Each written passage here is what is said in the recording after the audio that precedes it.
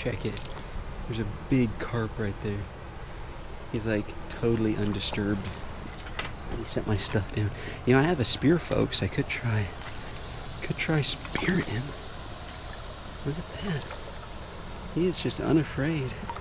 Oh, now he's afraid. Charge!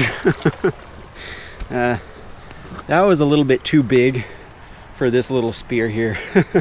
What's going on, guys? Welcome to a little fishing adventure on this beautiful river. So right up here we have some riffles, which I'll show you up close in a minute, and I'm gonna try trout fishing in them this morning. It's a beautiful hot summer. Actually, it's almost noon right now. I kind of got a late start, but that's okay. The river's nice and cold and clear. We're in the mountains, as you can see, and so the trout tend to bite even during the hot summer's days. They're not just like a morning thing. That's what bass tend to do. Bass are like, we feed only in the morning and evening in the summer, and it's really hard to catch them in the day. But trout, on the other hand, especially in the mountains, cold water river, they'll bite right in the middle of the day. So not too worried about that. And got my spear here. I just kind of like holding this thing, but you never know what I might use it for. Spear something to eat. Yeah, so I'm ready. Yeah, we're just gonna have fun spending a summer's day exploring and fishing. There we go, folks. Just a little jerkbait there. About the smallest jerkbait. Actually, that's not the smallest jerkbait, but close to one of the smallest jerkbaits. Rapala or Rapala, depending on where you live. Some of you guys say Rapala.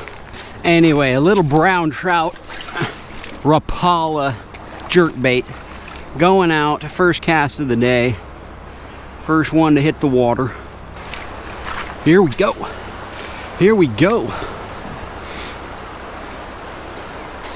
Alrighty, my friends. Gonna throw a little spinner here. Nothing on the jerkbait. The jerkbait was running a little funny too. I think I need to tune it.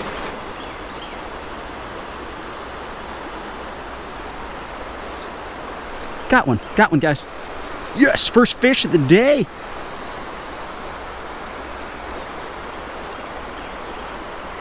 Let's see what we got. Oh, it's a smallmouth. Okay, smallmouth. Hoping for a trout, but I'll take it. Got the heart rate going. Attacked my little spinner. Can't eat one that small. Whoops, there he goes. All right, well, sweet. Right in the riffles. Right kind of behind those rocks there.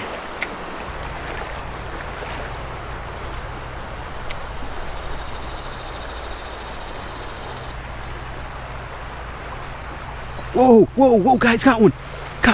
Right in that shallow stuff right there. Came around the other side of this island. Oh, it's a smallmouth. Oh, shoot, I was hoping it was a trout. Cool, though. Couple of smallies. Little Meps spinner. There we go. Little smallmouth there. Hey, go tell your trout friends there's something down here for them. Got him. Oh, shoot. Came off, folks. That was a big bite. That was a big bite. Ooh, that burns. Dang it. Oh, man. That fish felt heavy. The way it loaded on, it felt so heavy. Oh, got him. This is a trout for sure. Ooh, no, that's not a trout. What on earth? It's some sort of bait fish, looks like. Well, look at that. What is that? Oh, look. Oh my. That's lucky right there, folks. A dragonfly landing on you. The only thing would have been better if he landed on my rod tip. But when dragonflies land on you, that is very lucky. Let's see. What should we do with this guy? I think it's just some sort of bait fish. He got that so good. He ain't living. Whatever he is, he's not gonna live after this. So, folks, you know what we're gonna do with him? We're gonna put him in a turtle trap. That's right, I have a turtle trap that I just made. I've had it out, haven't got anything in it, but maybe I need some fresher fish. I was using frozen fish. Maybe if I put a fresh one in there, I'll finally get a turtle. So that's what we're saving this guy for. So I didn't plan on doing this, but I'm gonna show you guys something kind of crazy here. So I made this really redneck turtle trap. Been trying to get into turtle trapping. In case you couldn't tell, I made this myself. I didn't buy this at the store. But I haven't been able to get any turtles in it. I've seen turtles all around. I came out here one time and there was a turtle sitting right there. And I know that tons of turtles come up on this sand because I've seen the tracks of them, but I haven't been able to get any of them in it. And I'm wondering if I'm using the wrong bait. I'm using bluegill, but I do have to say that the bluegill wasn't fresh, and this is a fresh fish right here. So I'm gonna add this fish to the trap, okay? And we're gonna see if that changes my luck. Another thing that is really a possibility is that the turtles can smell the trap. This is brand new. You got the zip ties here, you know. This is the most janky thing I've ever made. But I used wire and zip ties and part of a net. And all that stuff is brand new from the store. And I wonder if the turtles can smell the oils. It just smells like a factory. So as I leave it out here, this is day number 4, I think. Hopefully, as I leave it out here, the turtles will get used to it and it won't have that factory smell. It'll smell like the outdoors, and then they'll get in there. So between freshening up the bait and having all the factory smell go away, hopefully I'll get one. If you're wondering, dude, your turtle trap's not even out of the water, you dingbat. This river comes up like almost every day. It slides up and down, and this evening it'll probably come all the way up to there, and then it will be mostly underwater. So anyway, but it's out of the water at the moment, but it is usually underwater. That's a whole separate video though. If I do catch one, I'll just put that in a separate video, but I am going to use this little dead fish as turtle bait. Check this out, folks. Some fan mail from a subscriber. Got a ton of cool things here. This is from Angelo in California. Thank you so much for the nice letter. And he sent me some sweet trout lures here, folks. And I've tried to use these in video before, but I was like dead in the middle of winter time and I didn't catch anything the first time I went out, and I ended up resorting to worms actually to try to catch. I think I caught 1 fish that day. So I've been saving this, and every time I've tried to use it, something has come up. So today, let's get some redemption here. Check out this sweet Meps that he gave me, a number 2 Agala. I'm going to tie that on, and these little bugs might come into play later. This is a little bright for how clear the water is, but this is definitely a good stained water trout spoon there. And then we've got some little plastics, but I'm going to tie this on. Thank you so much, Angelo, for sending me all of those baits. Going back up here to those riffles where I missed that big bite. Let's see if we can get whatever that was. Oh, there's a turtle. This isn't one I can eat, though. Is that box turtle, I think? What's up, dude? I don't want to eat you. You're protected. Yeah. Alright, set our spear down. I'm going to get this little Meps out. And using a subscriber's lure. It's been a long time coming. Angelo sent me that like almost a year ago. And now I'm finally getting around to it. So. Got him, guys. Got him. Angelo, on that spinner you gave me. First fish, thank you so much. It's been a long time coming. What do we got? A smallie. Sweet. First fish of the day with subscribers lures. He wanted that one. Oh man. Choked it down there. Angelo, thank you so much for the Meps. Hopefully that will be one of many fish, not Meps. All right, let's see if there's another one in there. Let's see, there's a big old, I gotta catch a trout today, guys. I plan on eating trout. Now I'll eat a smallmouth out of this river for sure, but I would like a trout. All right, so right in here is where I had that big bite. Come on. I got something, boys. A big one, a big one, a big one. Whoa, whoa.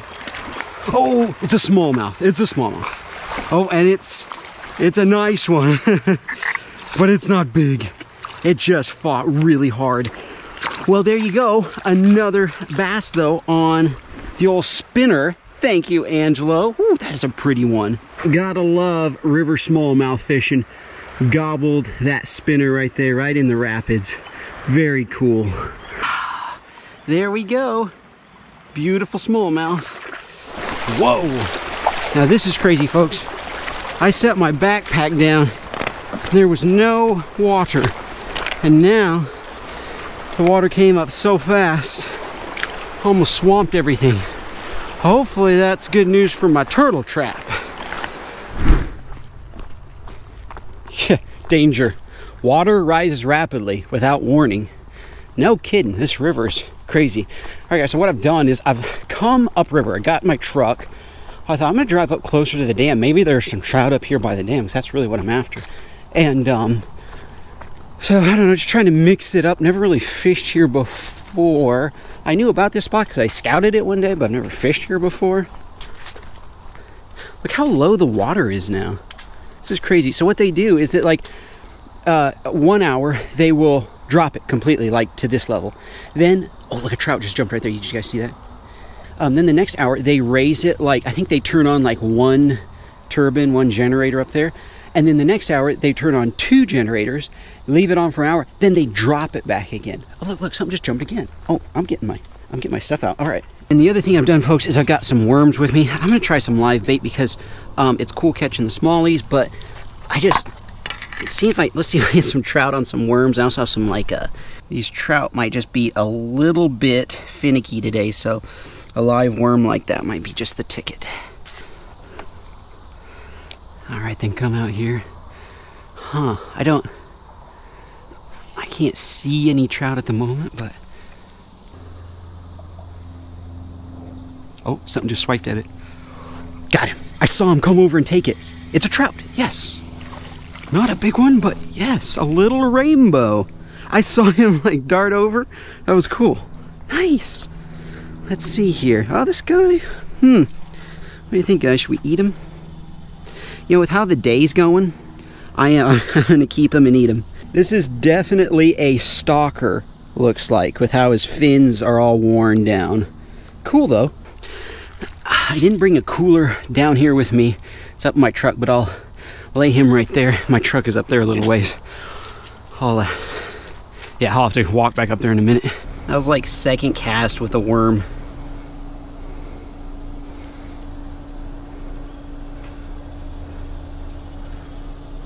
How are you, sir? Howdy. Passing through? No, sir, I live here now, about a year. This river's a pretty special place. Uh-huh. That's one of the reasons why I moved here, is for the fishing. I fished it for about 20 years. Got one. I've caught trout that have grown 3 to 4 inches in 2 or 3 months. Wow. Little guy. I only know because I found my flies in their face after I broke them off before. Oh, really? The only one that ties the fly powder that I found. Oh, no kidding. Wintertime, the trout will move down because the water temps are going to be cooler. But this time of year, they usually push up as far towards the dam as they can because that's where their cold water's coming from. Okay. That makes sense. Well, good luck to you, man. Well, thank you. You, sir. Appreciate the info. Well, that was a nice guy there, folks. He gave me some info about the river. A lot of info, actually. So, yeah, look at all the trout jumping there. That's crazy. All right, folks. I'm walking out in the riverbed here quietly as possible. I have to make sure and be careful, so if they raise the water, I move out of here. All right. Come on, fishy. Oh, that was the good cast. That was right where that fish has been playing around. I don't know if he'll... Oh, got him. Got him. Oh, nice. This is a good one. Oh, this is a good one. This is not that little one that was hitting the surface. Oh, this is a good trout. Oh, yes. This is what I've been waiting for, folks. This is what I've been waiting for. Right here. Look at him. Oh, come on. Come on. Oh, I wish I had a net. I wish I had a net. Oh, this is a good trout. This is a good trout here. Oh, he's hooked. Oh, guys, look at this beautiful fish. Oh, no, no, no. Got him. Yes. Look at that, guys. Look at that beautiful trout. Yes. All right. Exactly what I was hoping for. Whoa. Guys, I kept seeing a little one jump over there, and I thought, you know, maybe there's some bigger ones around. Oops, there goes my worms. And sure enough, there was one right around him there. Excellent. I'm gonna come up here, grab my knife. Yes, look at that, folks. Whew. Well, took me a few hours, and had to switch to some live bait, but if that's what it takes in this summertime heat. Oh, look at the colors on that guy. Oh man, folks. Oh, there are more trout jumping. Look at that.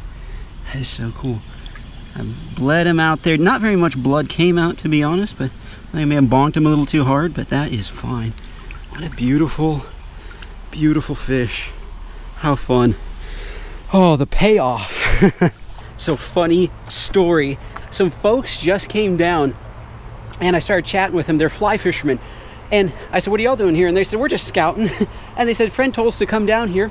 They said, at this spot, if you go to the other side and cast in, it's a really good spot. And that's exactly what I did. I waded out to right there, cast over there, and caught that trout. So that was really funny. As I'm taking the trout up to my truck to put in the cooler, somebody tells me that. All right, my friends, let's try that one more time. We have about 15 minutes till the water starts to get raised, and then we'll have to head out.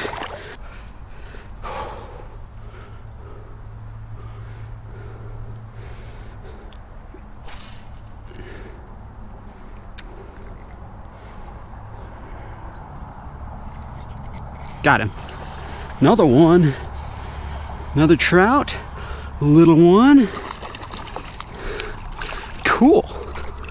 I don't know if it's lure or location. I don't know if I needed to switch, like if they would bite a spinner now that I'm upriver where the water's cooler.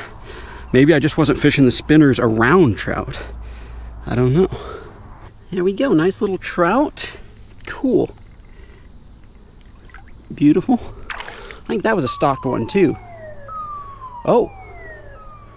Hear that? I think we gotta get out of here.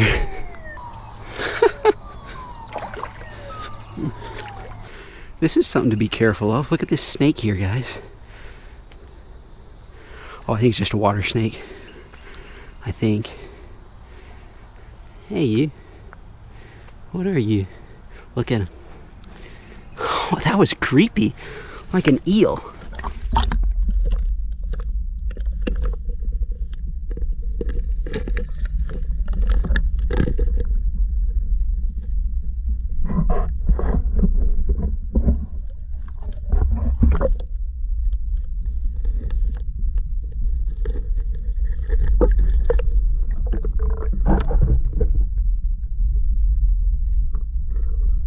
Well, I was contemplating doing a little crawdad hunting among all these rocks, but we'll go somewhere else. Somewhere else for now.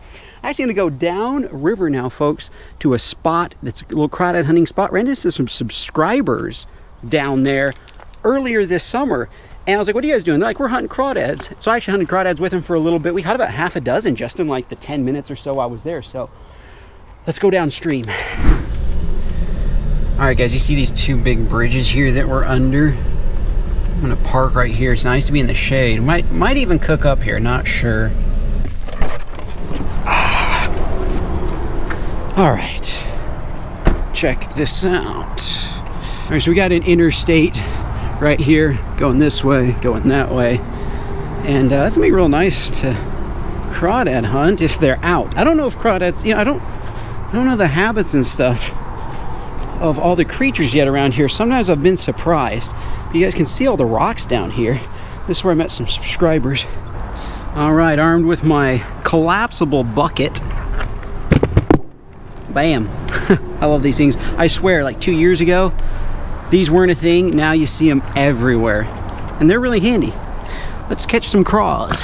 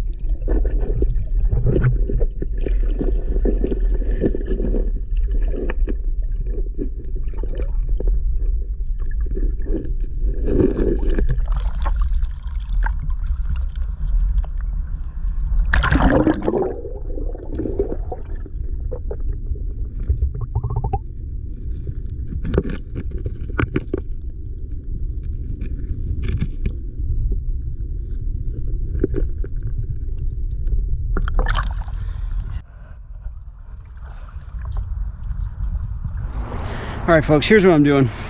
I got these big worm fishing gloves that a subscriber sent me. Actually, I think I unboxed these in a live stream. I'm gonna put these on because that crawdad pinched me just now, and it was bad. I mean, that is a strong crawfish, and that's not even a big one. And I was like, what if I see a giant in here and I go to try to grab them? These crawfish are so much quicker than what I'm used to in Idaho. I think in Idaho, the water was so cold in the Boise River that they were kind of lethargic. And these crawfish around here are savage. So I'm gonna use a glove. It was pretty amazing how much life there was under these rocks. You see right there, a little fish take off. Pretty much under every rock I flipped over, there were fish and crawdads. Like under this one, there were 3 crawfish under there. A total whiff on the grab, but I wasn't actually too concerned about a lot of these craws because they were so small.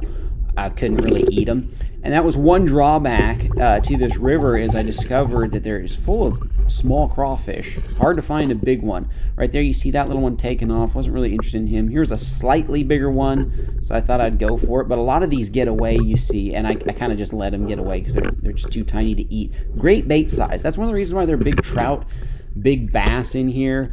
All these little crawdads swimming around. And almost every rock, too, I flipped over, there were fish that took off as well. So, a lot of stuff for the fish in here to eat. And that's exactly what the one guy who stopped and chatted with me, the fly fisherman, said, is that one of the reasons why the fish are always so healthy in this river, no matter what, is all the forage. And he said they also grow really quickly. So that was really cool, and you know, that's one of the reasons why this is such a great river to fish. It's one of the reasons why I moved actually to this area, is because this type of fishing. And I have a crawdad in here. It took a long time to get him out of there. Finally wrestled with him, but he was a big one.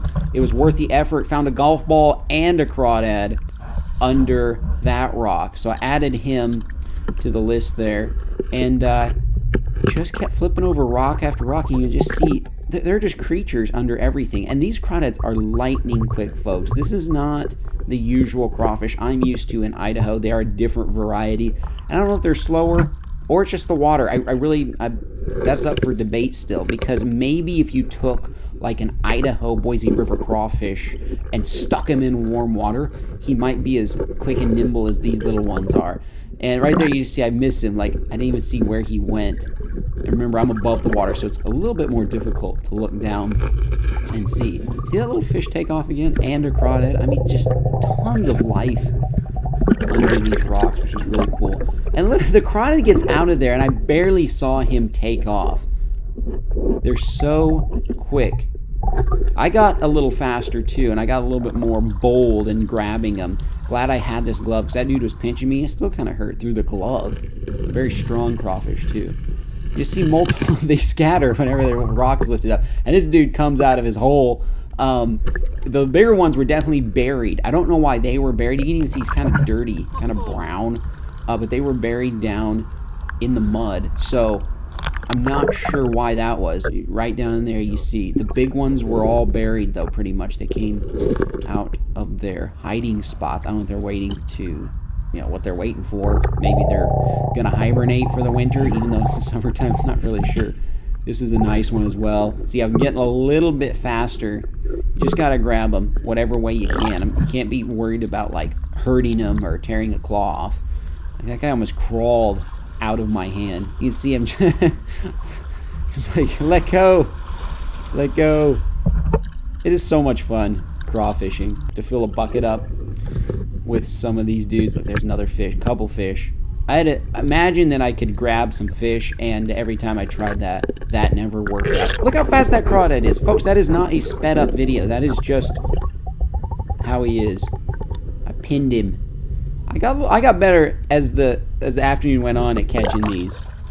I decided to keep this little guy because I might use some of these as bait. In fact, I might do a little crawfish fishing challenge since there's so many little ones in here. Look at this big rock. This dude shot out straight at the camera, and it was a big one. Even had some. It's gonna have some claw meat on this dude. One of the biggest ones of the day, right here.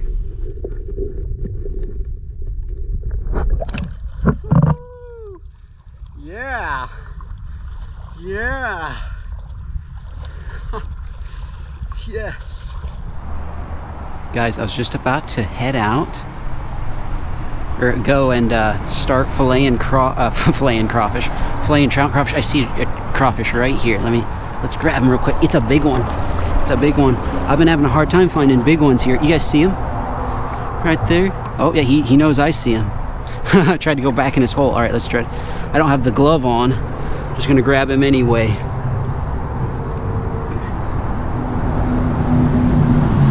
Oh, there he goes. You guys see him? You guys see him? I'm gonna grab him. I'm just gonna grab him. It's a big one. Ouch! He grabbed me. Oh, that hurt. Dang it, I tried to throw him up on the bank. I was like 2 inches short. Where did he go? I tried to throw him up on the bank, but he was latched onto me. Oh my goodness, he drew blood. Just a little bit. Look at that, on both sides, the tips of his pinchers. Just the two little red marks there. And he got away to boot.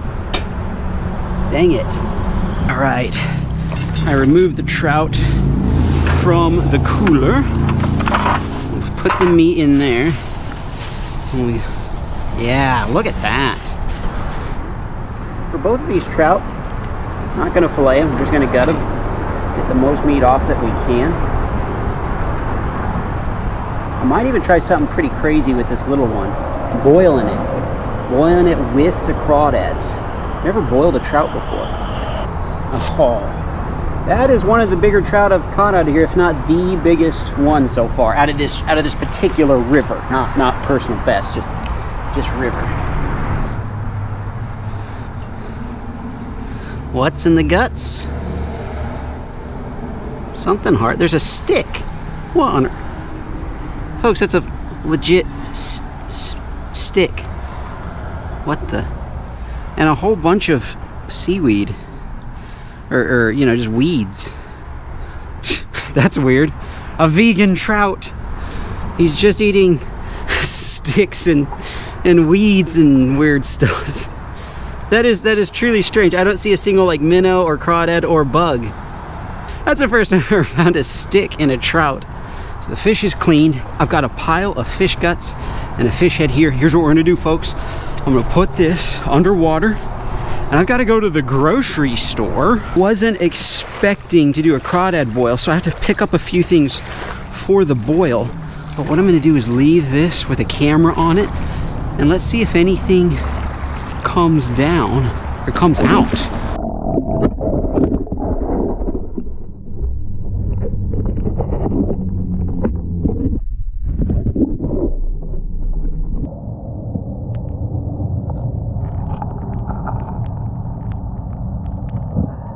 And there certainly was some action while I was gone. In fact, within just a few minutes. See how dirty the water is? The water hadn't even settled where I'd stirred it up.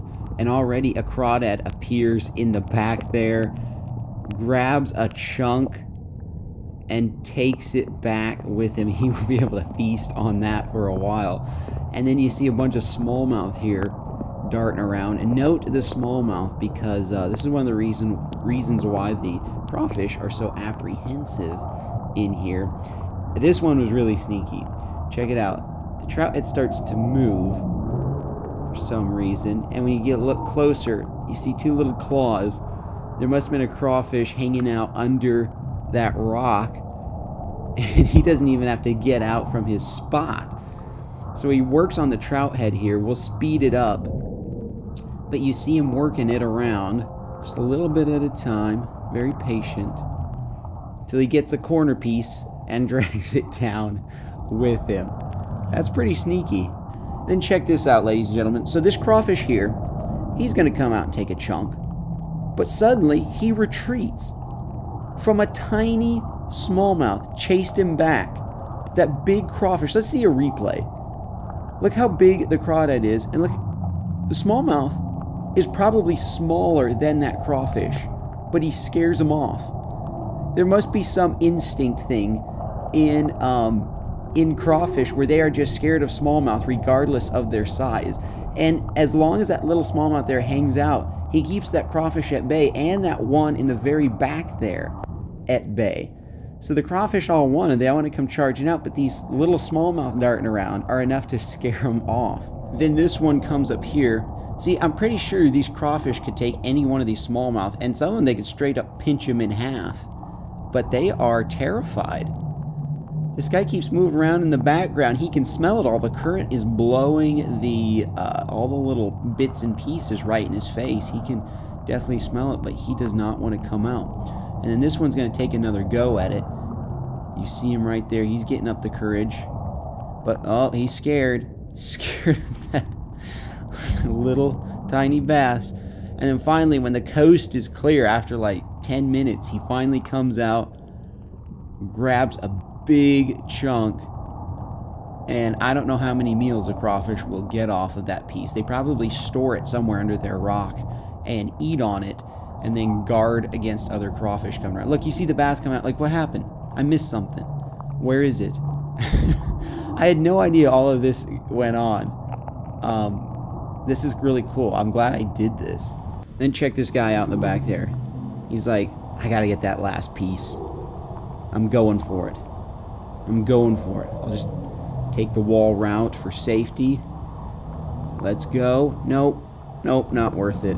Goes back to his spot. Then watch this. He's hanging out in his corner there, but he gets bullied out of it by this big one, and then gets pinched right there again by that big one. But all three of them still just stay in their corner there. That other one actually turns around, goes, he's like, nope, I'm going back home. It is crazy to me how crawfish like instinctually know that they're at the bottom of the food chain. Even when they see smallmouth that they could probably pinch in half, they still have to run away. This was a really cool experiment. All right, got some groceries for the crawdad boil. Curious if there's been any action. Oh, I see the guts have been pulled under this rock. I can see them sticking out. Oh, I'm trying to pull this rock out of here. Stirred up too much. Well, I know crawdad did have the guts, and there he is right there. Got him. Yes. Haha. Number 7. That's a keeper. All right, folks. That is fun. Number 7. Nice way to end the hunt. Let's get cooking. And here is the lineup, ladies and gentlemen. We've got corn, mini onions, mini potatoes that I actually picked up at a local farmer's market the other day because I thought, you know what, I'm going to use these in a catch and cook or even a crawfish boil. Mini potatoes are great in a crawfish boil. And so that worked out perfectly. Have a big jug of water here for the water. We are going to salt the water. Then we'll add Tony Sasher's Creole seasoning, a little splash of Old Bay, and a little splash for spice of the Zatarain shrimp and crab boil. For the trout, we'll have the first cast seasoning. Trout's all laid out there. And then I've got one pot here. I know that this canister of butane is full, so I have no problem with the crawdad boil. This one here, the propane, might be out. It's very close. Sometimes you can think they're out and they'll have like 10 minutes left in them, but we'll have to see. I might be out of fuel. So let's get cooking. All right. Put some water in there. Fill it up about half or maybe 2/3. 2/3 full, because the vegetables and stuff are going to take up a lot of space. Turn this on. There we go. I love that part. Turn this upside down for maximum fire. Oh yeah.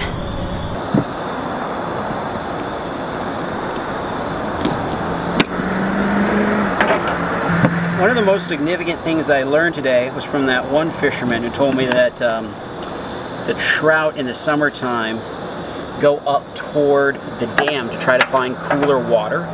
That is an excellent thing to know. That's just a good reason to talk to local fishermen. They can give you such big shortcuts like that. New potatoes, corn. Let's cut open this bag of mini onions here. Try to leave the onions as whole as possible.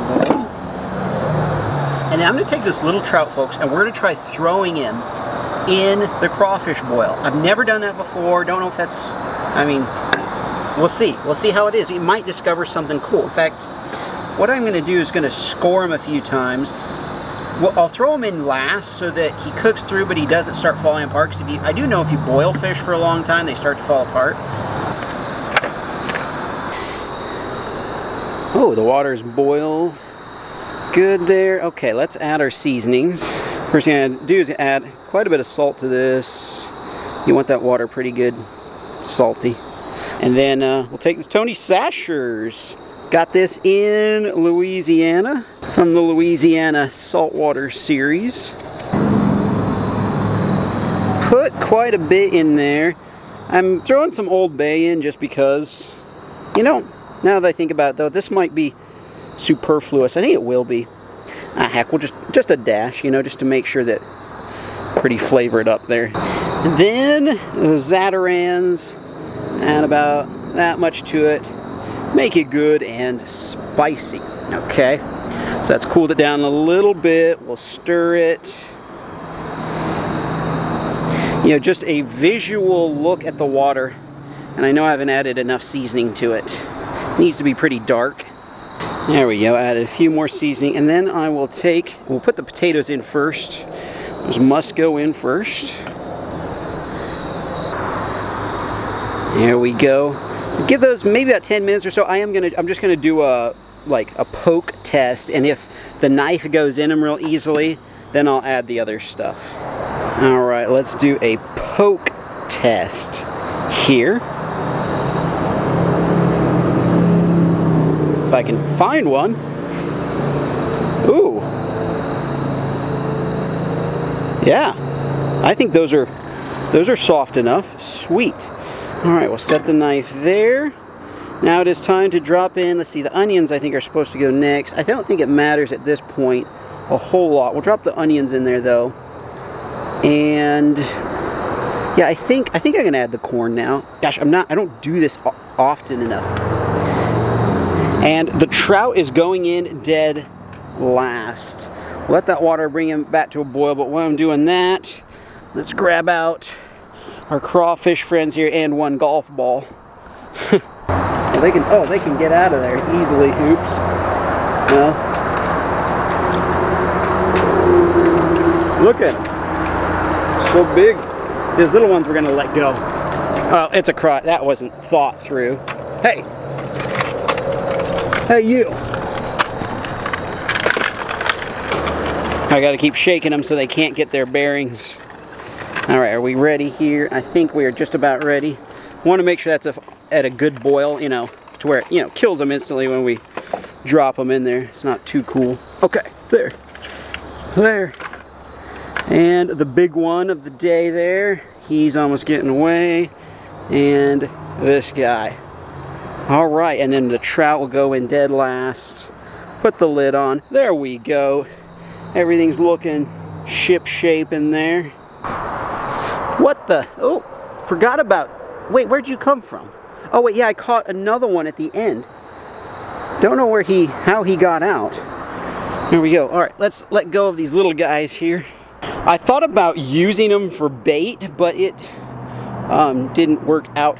Wow, look how high, look how quick the water's come up. It was completely dry between me and this piling here like 20 minutes ago.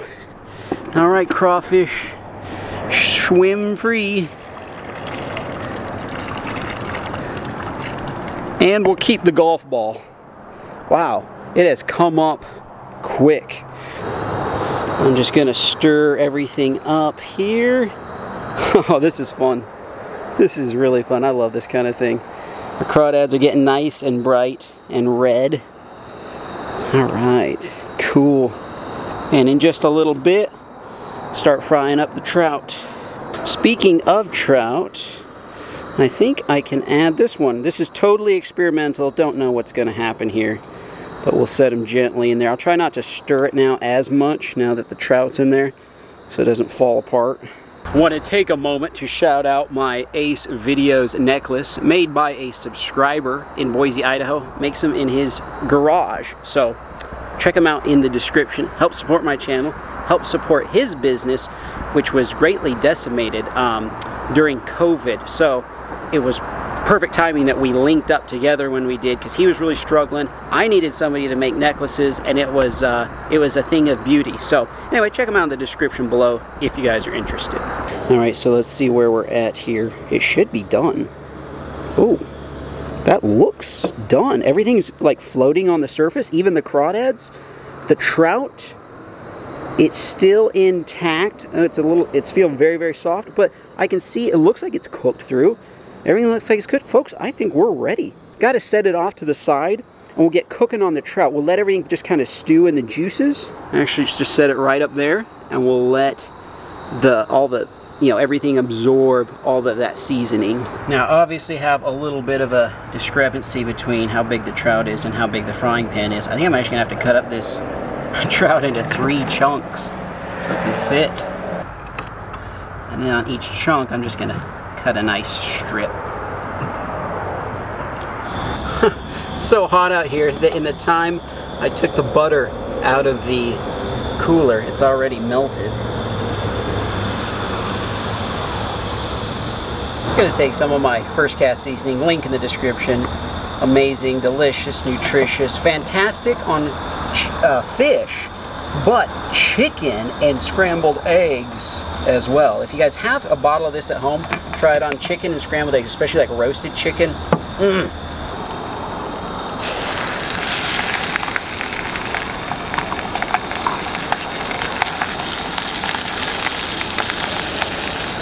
Can I get all 3 pieces?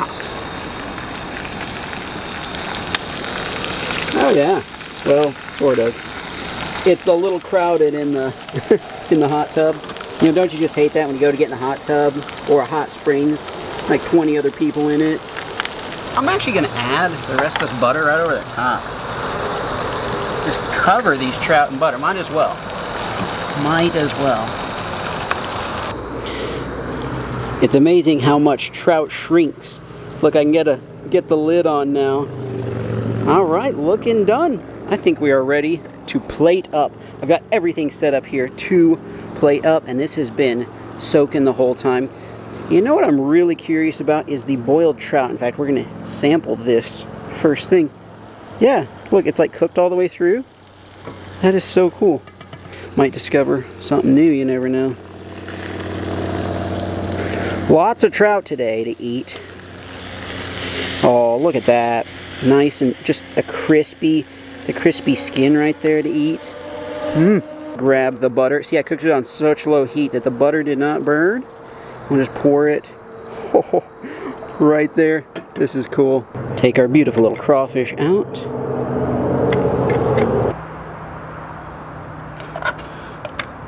Promise you folks, I'm going to eat all of this. A trout and crawfish boil feast at the river. Man, this is very satisfying. So you definitely have to say a prayer for this blessed day. Alrighty, let's start. Since boiling the trout is kind of the most unusual thing, I'm gonna start with that. In fact, I'm gonna take a bite of each trout. First we have the boiled stuff. Wow, the trout tastes amazing. It's really good boiled. I can definitely taste the Tony Sasher's in there. It has a Louisiana flavor to it.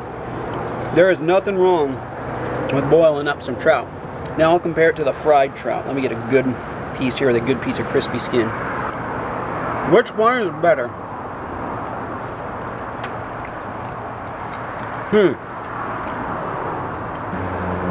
Folks, I kind of hate to say this because I usually just fry up trout, but in this instance, and it may have been the mixture of the water, but I like the boiled trout better than the fried trout. You know, let's try one of these feisty crawfish too to see how they compare. Let's try potato too. Potatoes are cooked through perfectly. I'm so happy because I'm not very good at crawdad boils. I've been doing these throughout the years, but only like 1 or 2 a year. And this one is definitely one of my overall best crawfish boils I've ever done.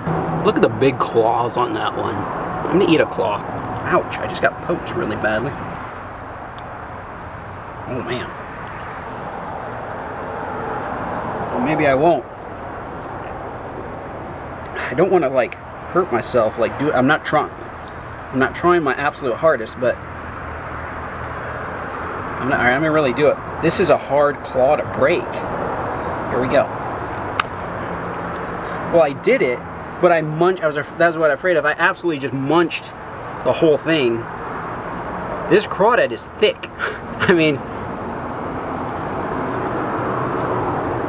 the little bit of meat that comes out of the claws, but like its shell is really, really thick. So that's way different than Idaho. In fact, I have to say in Idaho, the crawdads kind of just burst apart. So I don't know. On a scale of 1 to 10, folks, for what I can do, my skill level, and crawfish boils I've done in the past, if I compare it to crawfish boils that I personally have done in the past, this is definitely the best one I've ever done. You have your mini onions, and they just, ooh, may not be as cooked in the middle as much as I want. Maybe should have put those in there a little while longer. But when I don't catch very many crawdads, having all this stuff is perfect. I have to say, spicy corn on the cob is amazing. And it may be, my nose is around this a little bit, it may be amazing because I'm so hungry. I did not eat much at all today because I was so focused on fishing, but spicy corn on the cob is very good. Folks, thank you so much to all the subscribers who've sent me lures and stuff like that. I'm going to do something special with those. You guys will see. It's coming up. It'll come out eventually. I won't say soon, but eventually I'm going to do something with all the lures and stuff you guys have sent me. But huge shout out to Angelo for sending me that packet. Thank you guys so much for hanging out today. I hope you guys enjoyed. Keep getting out there, trying new things, leveling up in real life, just like I'm doing, getting better and better crawdad boils. See you guys in the next one.